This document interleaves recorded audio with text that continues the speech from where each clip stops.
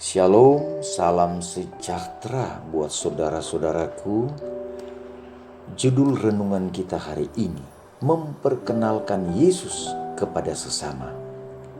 Ayat renungan kita terdapat dalam Yohanes pasal 1, ayatnya yang ke-45.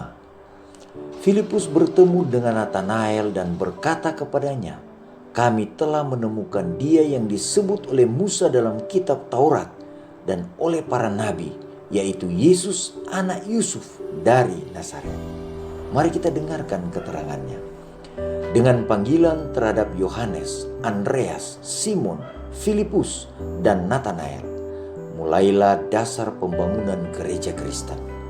Yohanes menuntun dua di antara murid-muridnya kepada Kristus. Kemudian, seorang di antara kedua orang itu, yakni Andreas, menemui saudaranya lalu memanggil dia kepada juru selamat.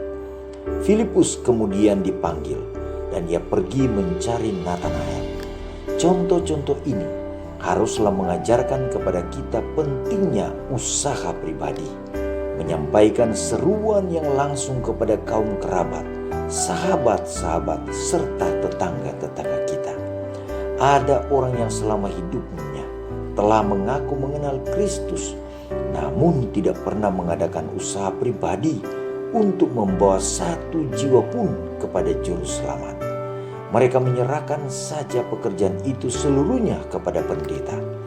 Mungkin pendeta itu mempunyai kecakapan untuk jabatannya, tetapi ia tidak dapat melakukan apa yang telah ditinggalkan Allah untuk dilakukan oleh anggota-anggota jemaat.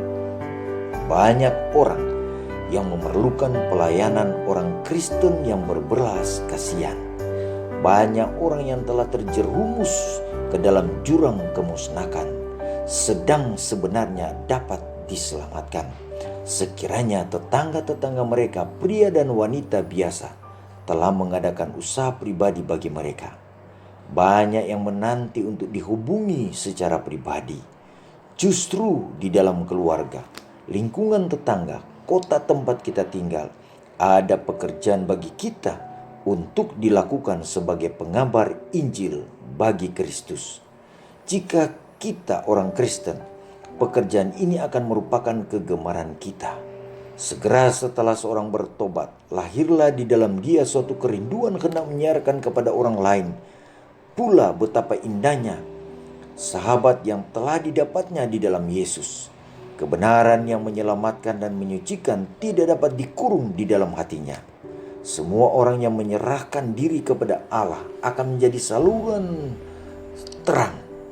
Allah menjadikan mereka alat-alatnya untuk menyampaikan kepada orang lain segala kelimpahan rahmat-Nya. Janjinya ialah, "Aku akan menjadikan mereka dan semua yang di sekitar gunungku menjadi berkat. Aku akan menurunkan hujan pada waktunya. Itu adalah hujan yang membawa berkat." Yeskel 34 ayat 26. Filipus berkata kepada Natanael, "Mari dan lihatlah." Ia tidak meminta kepadanya agar menerima kesaksian orang lain, melainkan agar ia sendiri datang melihat Kristus. Sekarang karena Yesus sudah naik ke surga, maka murid-muridnya lah yang menjadi wakil-wakilnya di antara manusia. Dan salah satu alat yang paling baik untuk menarik jiwa-jiwa kepadanya ialah dengan meniru teladan tabiatnya dalam kehidupan kita sehari-hari.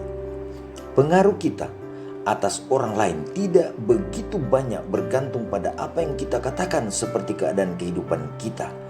Orang boleh melawan serta menentang segala keterangan kita yang tepat.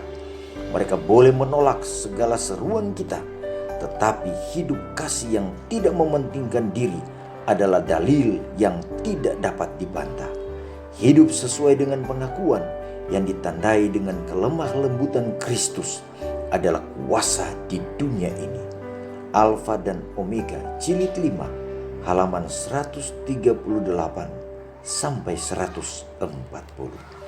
Doa kita hari ini, Tuhan, tolong kami agar kami dimampukan melayani Engkau, menjadi pekabar-pekabar kepada sanak keluarga kami, kepada kerabat kami, sahabat kami, saudara-saudara kami, keluarga kami, sehingga mereka pun boleh mengetahui, mengenali Yesus Kristus secara pribadi.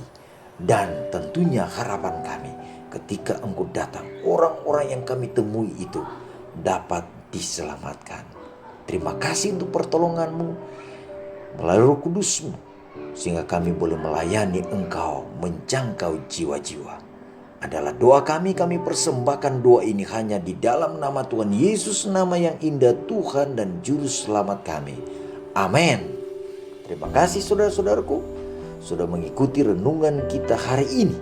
Tuhan Yesus memberkati. Shalom.